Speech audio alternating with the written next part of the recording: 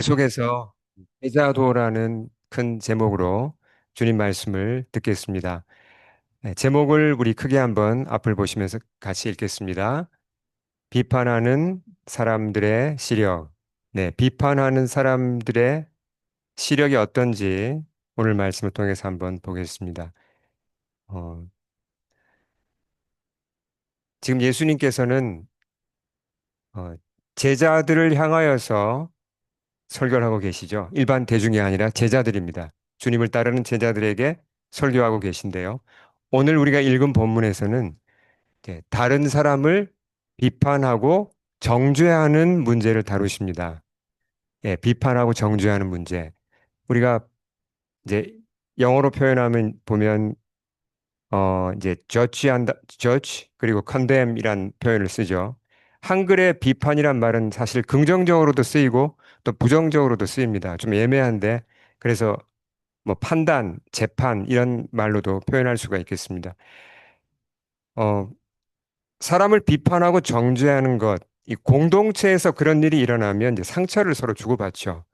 예, 실제로 교회 안에서 이런 일이 계속되면 굉장히 힘이 빠지고 참 어려움이 많습니다. 예, 교회가 참 극복해야 되는 중요한 문제 중에 하나인데요. 어, 먼저 우리가 구약 성경에서도 이런 말씀이 있다는 걸 좀 알 필요가 있습니다. 자, 우리 잠언을 한번 우리 같이 한번 읽어보겠습니다. 잠언 시작. 헐뜯기를 잘하는 사람의 말은 마시는 음식과 같아서 뱃속 깊은 데로 내려간다. 이건 이제 세번역인데요. 어, 개역 개정에는 이제 남의 말 하기를 좋아하는 사람이라고 표현되어 있습니다. 이게 무슨 얘기죠? 그러니까 다른 사람 말 하기를 좋아하는 것. 그러니까 다른 사람 헐뜯고 비판하고 그렇게 하고 싶을 때가 있어요. 우리도 살다 보면. 예. 그래서 그 저사 이제 어떤 사람의 행동이 잘못됐고 예, 좀 나쁘다고 생각되면 막 그 사람에 대해서 말을 하고 싶습니다. 근데 하고 나면 좀 속 시원하죠.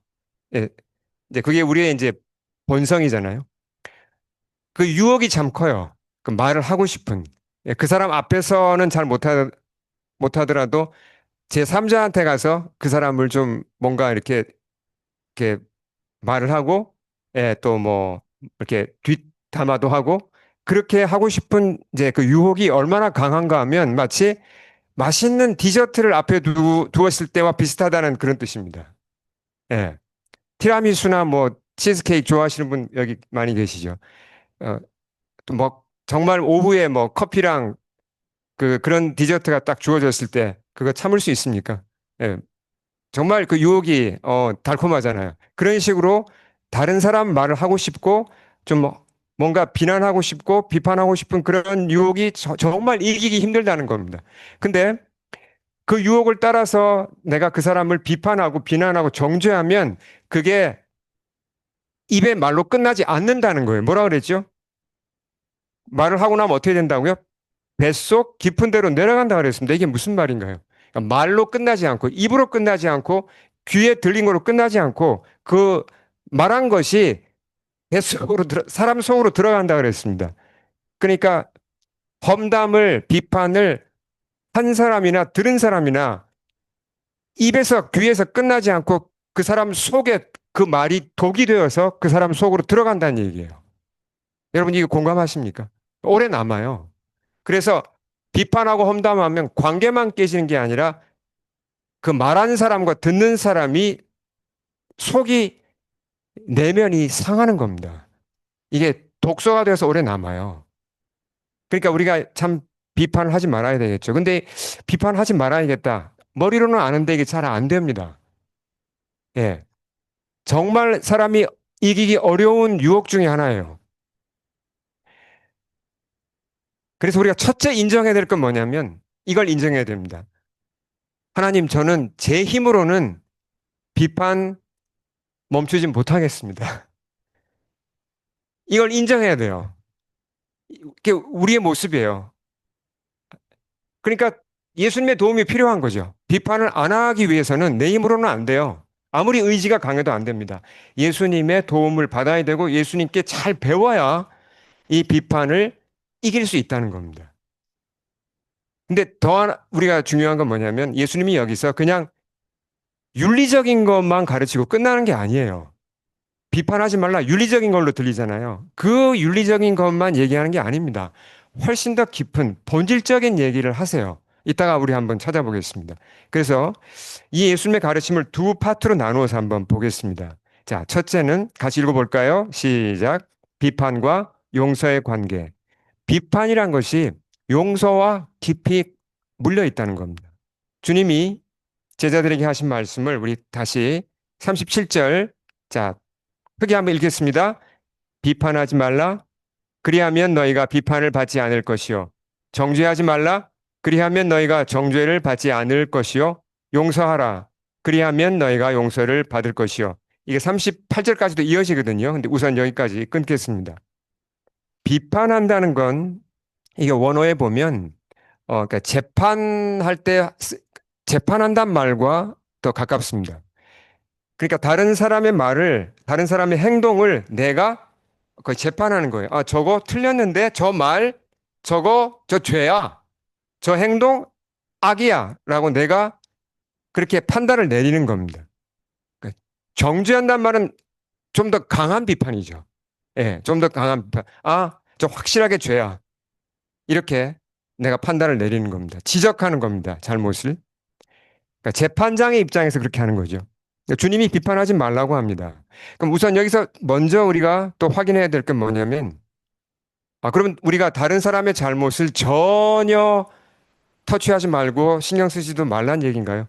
부모님들 입장에서는 곤란하죠. 내 자녀를 어떻게 키웁니까? 아, 자녀들을 당연히 훈계해야 되고 잘못한 건 예, 고쳐줘야 되고 혼낼 때는 혼내야 되고 그렇죠. 그리고 또 교회에서도 형제자매 사이에 서로 정말 잘못한 게 있다면 얘기하고 고쳐주는 게 맞습니까? 맞죠. 그건 해야 되는 겁니다. 그러니까 어, 비판을 위한 비판이 아니라 정말 그 사람을 위해서 그 사람을 예, 도와주기 위해서 그 사람이 정말 주님을 잘 따라가는데 내가 도움이 된다면 충고를 해야 되고 조언을 해줘야 되고 그렇게 해야죠. 근데 비판하고는 다른 겁니다. 그건 충고는 비판과는 다른 거죠. 물론 이제 이게 경계가 좀 애매하기도 하지만 그래서 주님이 마태복음에서 이런 말씀을 하셨어요. 우리 같이 읽겠습니다. 내 형제가 죄를 범하거든 가서 너와 그 사람만 상대하여 권고하라. 만일 들으면 내가 내 형제를 얻은 것이요. 어떤 지체하고 제가 부딪혔어요. 만약에 그러면 보니까 내 생각에 분명히 이 사람이 잘못한 게 있습니다. 그럼 먼저 기도해 봐야 되겠죠, 당연히. 기도하고, 어, 예, 급하게 하면 안 되죠. 정말 기도하고 신중하게 생각해 보고, 그리고는, 아, 가서 말을 줘야 되겠다고 생각되면 가서 정말 부드럽고 겸손하게 얘기를 해서 그 문제를 대화를 해야 됩니다. 예, 그게 필요한 거예요. 그래서 그 형제가 내 말을 들으면 어떻게 된다 그랬죠? 예, 그 형제도 성장하고 또 회복되는 겁니다. 그러면 함께 성장하는 거죠. 이 일은 우리가 해야 돼요. 근데 이게 비판입니까? 이건 비판이 아니에요. 비판은 우선 내 마음속에 어떤 무관심이나 미운 마음이나 어떤 교만한 마음이 앞서 있을 때 비판이 나오는 거죠. 내가 가르치고자 하고 내가 그냥 단죄해버리고 그게 비판이잖아요. 자,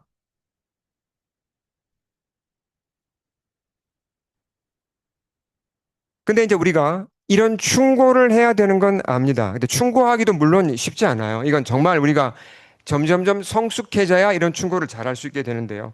근데 이제 충고는 해야 되고 비판은 안 해야 되는데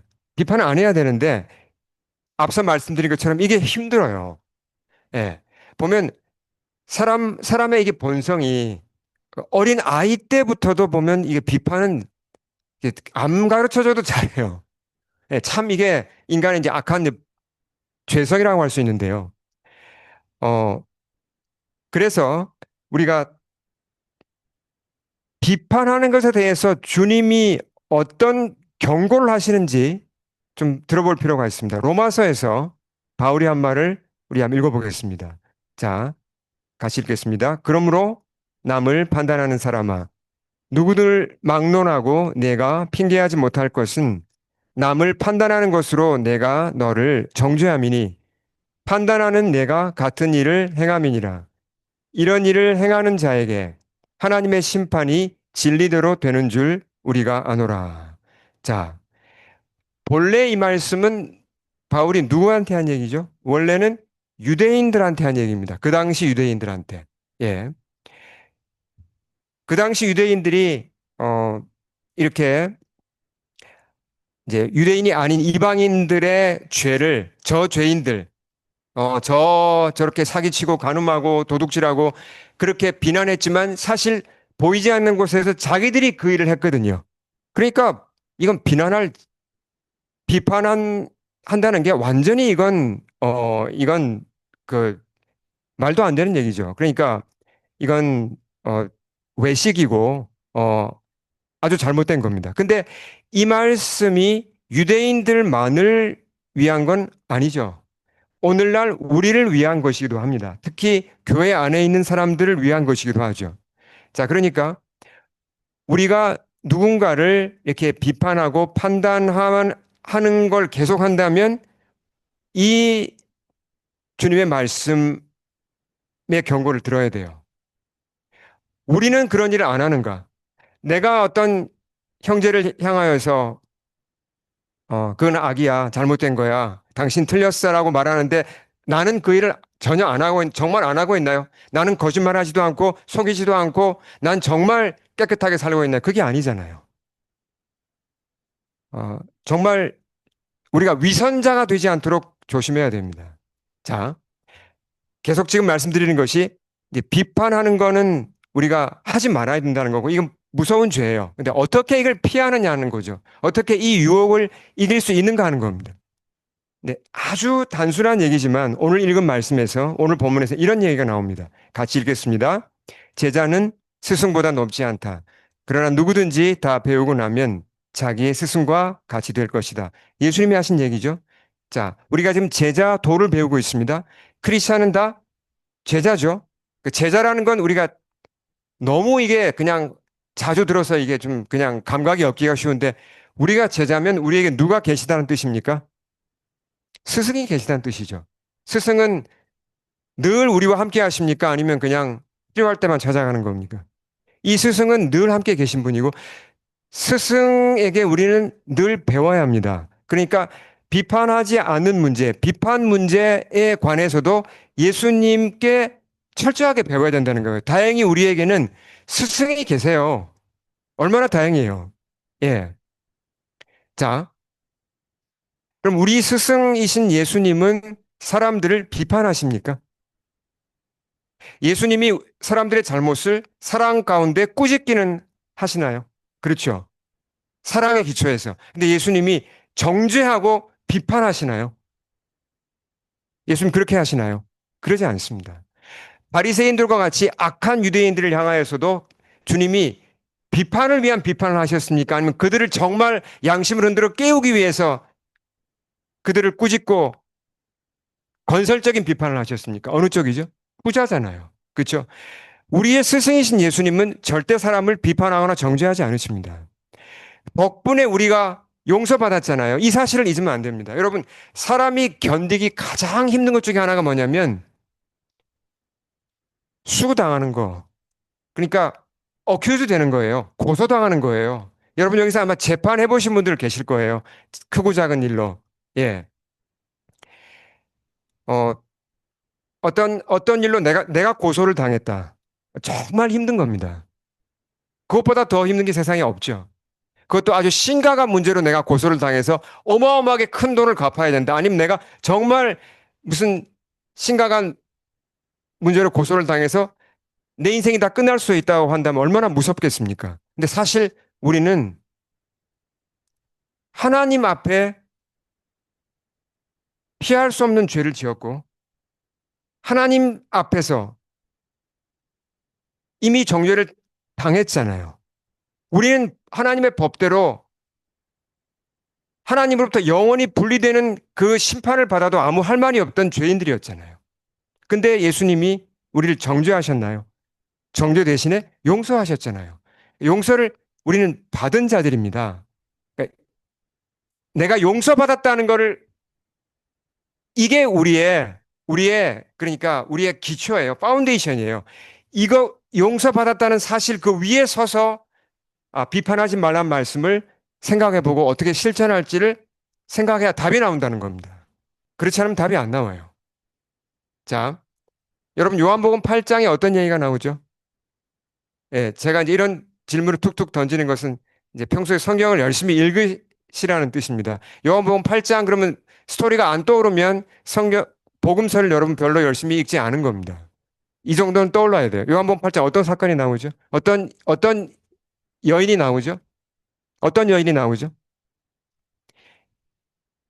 예. 가늠하다 현장에서 체포된 여자가 나옵니다. 그렇죠? 유대인 리더들이 이 여자를 성전으로 끌고 왔습니다.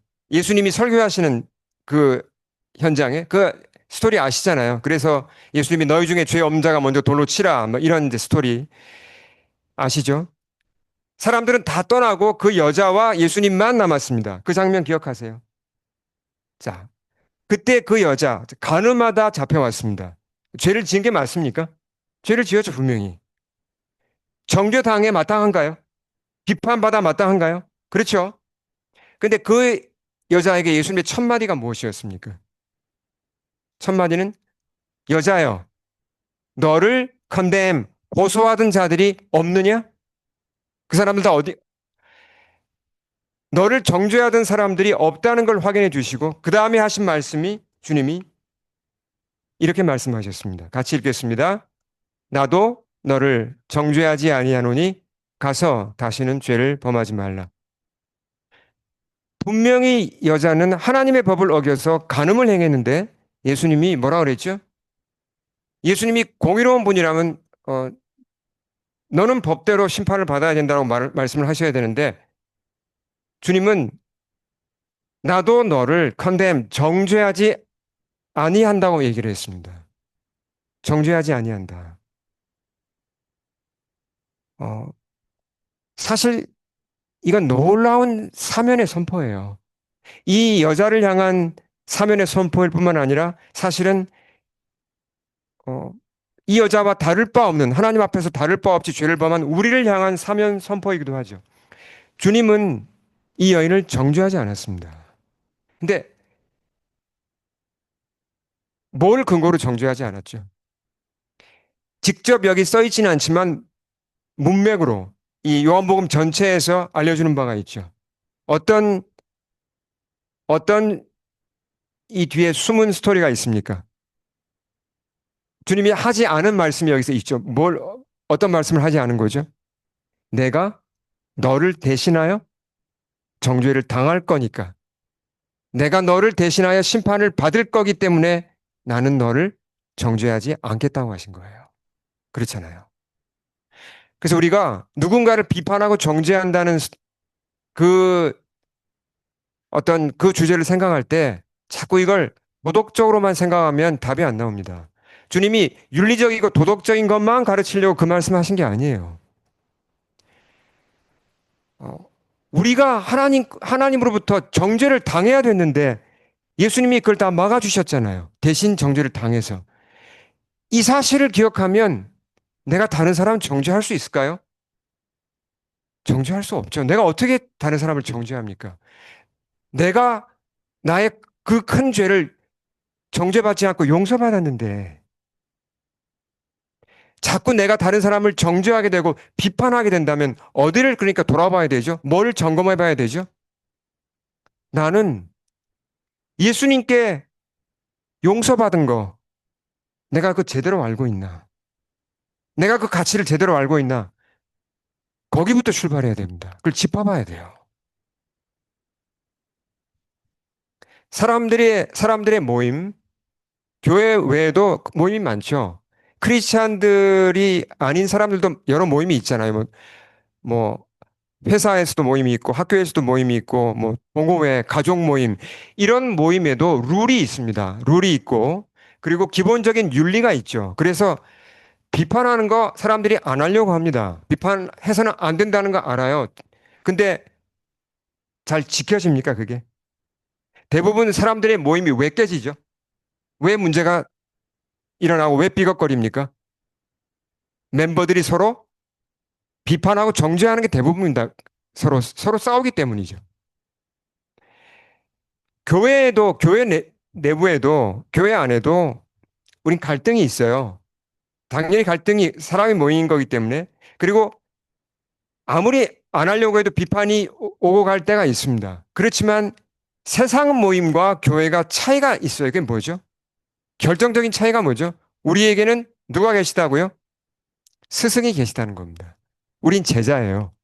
우린 제자고 스승이 스승이신 예수님이 계신 그 결정적인 차이 때문에 교회는 세상 모임과는 달라질 수 있다는 겁니다.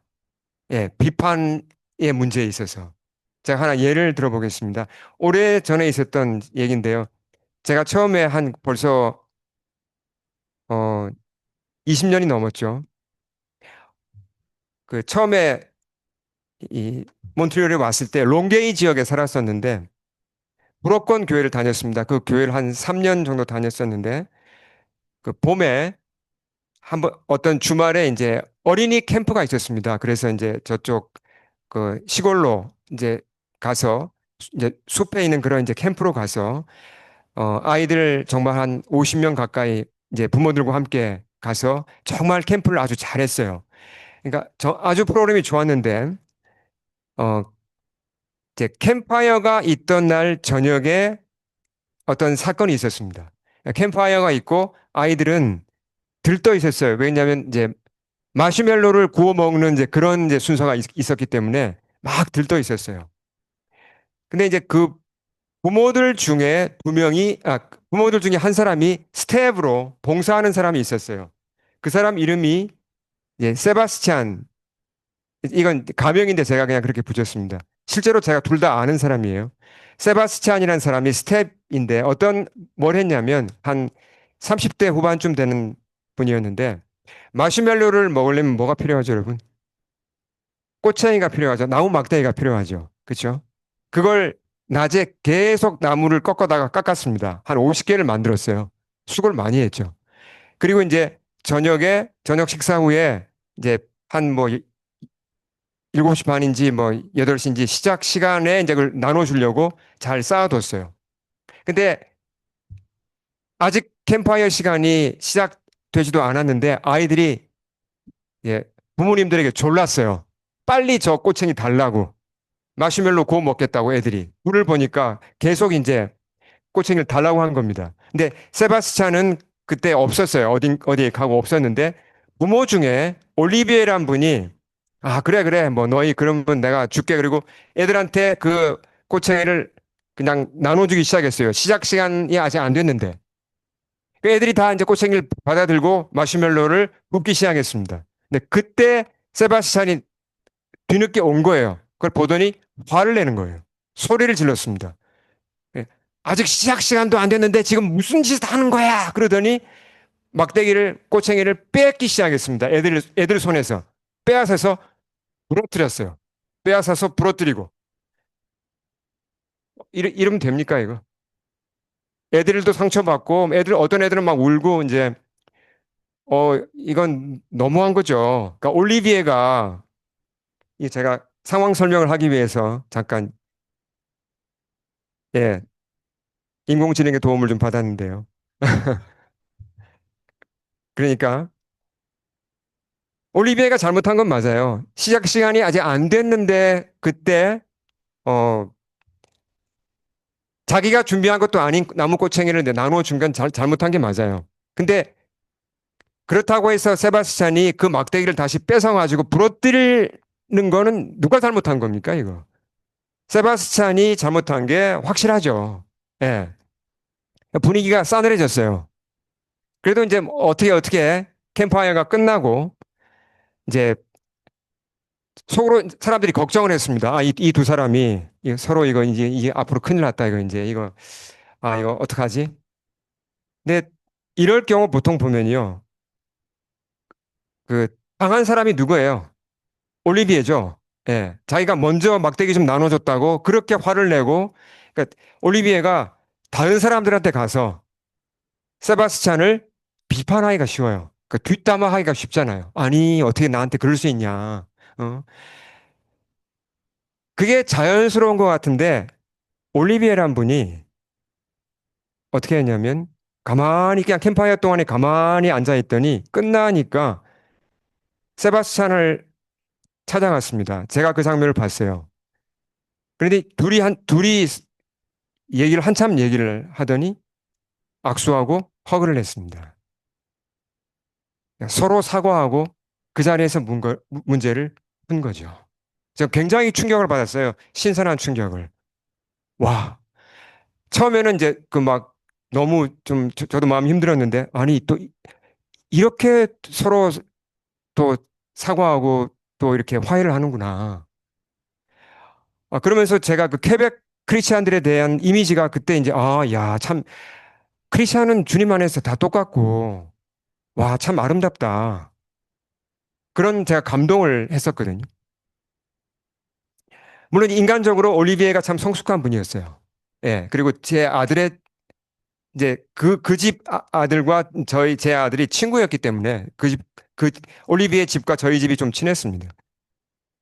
근데 어떻게 이런 일이 가능할까 하는 겁니다. 충분히 뒤에 가서 험담을 해도 될 것 같은 상황인데 올리비에가 왜 뒤에 가서 뒷담화를 하지 않고 이렇게 자기가 인내하고 참고 가서 먼저 손을 내밀고 세바스찬과 화해를 했을까요? 이게 교회이기 때문에 가능한 겁니다. 저는 그렇게 봐요. 스승이신 예수님이 계시기 때문에 이게 가능한 겁니다. 이걸 여러분 적게 생각하시면 안 돼요. 우리에게는 스승이신 예수님이 계세요. 네. 자, 주님 말씀이 이어집니다. 우리 계속 38절 읽겠습니다. 주라, 그리하면 너희에게 줄 것이니 곧 후히 되어 누르고 흔들어 넘치도록 하여 너희에게 안겨주리라. 너희가 헤아리는 그 헤아림으로 너희도 헤아림을 도로 받을 것이니라. 이 말씀은 이제 유명하죠. 그렇지만 이 말씀도 사실 그 뜻을 깊이 아는 사람이 그렇게 많지는 않습니다. 그래서 아주 우리가 생각을 많이 해야 될 말씀이에요. 이 말씀은 사람과 사람 사이의 관계를 얘기하기도 하지만 사람과 주님 사이의 관계를 얘기하기도 합니다. 자, 그러니까 우리는 어, 이 말씀을 믿고 다른 사람에게 먼저 주어야 합니다. 주되 후히 주라 그랬죠. 뭘 줘야 돼요? 비판 대신에 용서를 줘야 됩니다. 예, 정죄 대신에 내가 정말 관심을 주고 도움을 주고 그런 선한 것들을 줘야 됩니다. 그렇게 하면 인간관계는 참 이게 놀랍죠. 내가 주는 만큼 보통 받아요. 근데 내가 많이 베푸는데 상대방이 안 줄 때도 있어요. 그럼 누가 그 채워주십니까? 주님이 채워주세요. 저는 그렇게 믿습니다. 그러니까 비판하고자 할 때, 내 마음에서 비판하고자 하는 마음이 소원이 생길 때, 우린 주님을 바라봐야 됩니다. 그리고 나를 용서하신 분, 그 용서를 기억해야 돼요. 자, 두 번째 파트로 가면 이제 제목을 읽겠습니다. 시작. 비판과 시력의 관계. 시력. 비판하는 것이 사람의 시력과 관계가 있다는 건데요. 주님이 하신 말씀이에요. 자, 오늘 본문에 구조를 볼 필요가 있습니다. 굉장히 흥미로운 구조인데요. 자, 먼저 순서가 이렇게 됩니다. 37, 38절에서는 우리가 방금 배운 대로 비판하지 말라고 주님 말씀하셨죠. 그렇죠? 근데 바로 이어지는 말씀에는 뭐가 나오냐면 맹인이 맹인을 인도할 수 없다는 짧은 비유를 말씀하세요. 이건 비유거든요. 패러볼. 근데 좀 이상하지 않으세요? 비판하지 말라. 그래 놓고 맹인이 맹인을 인도할 수 없다. 그래 놓고 그 다음에 이어지는 말씀이 또 이 긴 얘기는 한마디로 말하면 비판하지 말라는 얘기예요. 너의 눈 속에 커다란 나무 그 들보가 있는데 그걸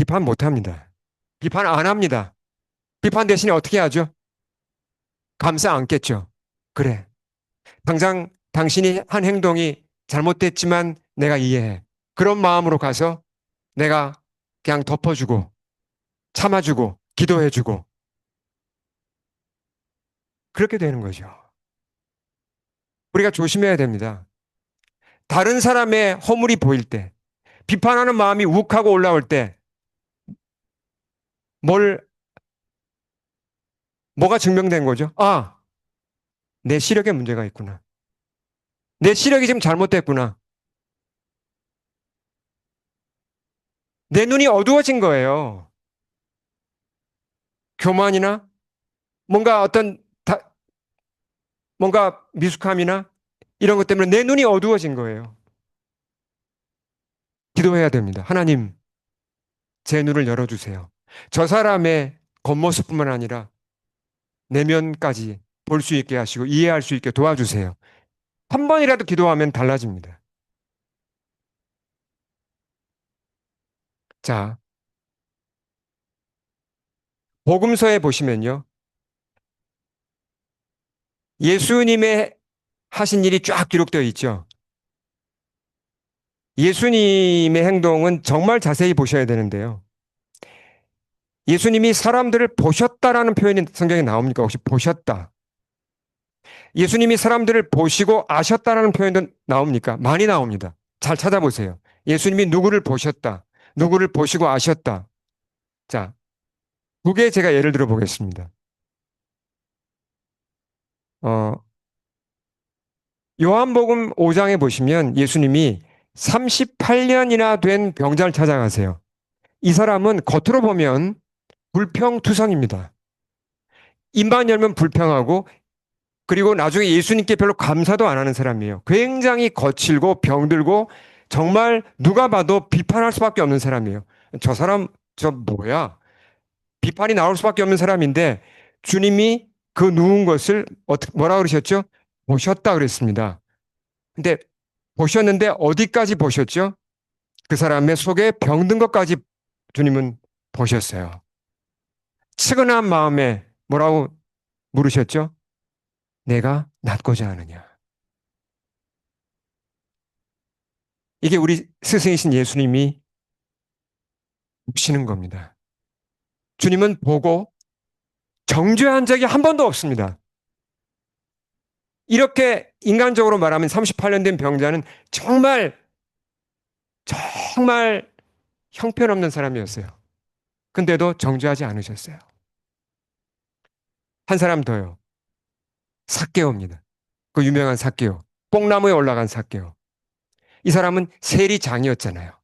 세리들은 그 당시 굉장히 이기적이었고 뭐 부정부패로 돈을 모은 사람들이었죠. 그러니까 사람들은 삭개오를 쳐다보려고 그러지도 않았을 거예요. 근데 삭개오가 키가 작으니까 그래도 예수님 한번 보려고 뽕나무에 올라갔잖아요. 주님이 뭐라 그랬죠? 그곳에 이르셔서 쳐다보시고 He looked up and said to him 그랬습니다. 보셨어요. 그 사람 과거가 다 보였을 거 아니에요, 예수님은. 그 사람 과거에 얼마나 이기적으로 살았고 얼마나 독하게 살았고 사람들 많이 피해줬고 다 보일 텐데도 불구하고 주님은 뭐라 그러셨냐면 삭개오야 내가 오늘 너희 집에 갈까? 이렇게 말씀하신 거예요. 정죄하지 않으세요. 한 번도. 예. 덕분에 우리가 살아난 겁니다. 이 예수님 덕분에 우리 인생이 바뀐 거예요. 이 사실을 기억하면 우리가 인간 관계를 맺는데 이제 정죄하고 비판하는 것, 이거 하지 않을 힘을 좀 얻을 겁니다. 우리에게 이렇게 너무나 좋으신 우리의 스승이 계세요. 우리 함께 기도하겠습니다. 주님 앞에 기도로 나가겠습니다.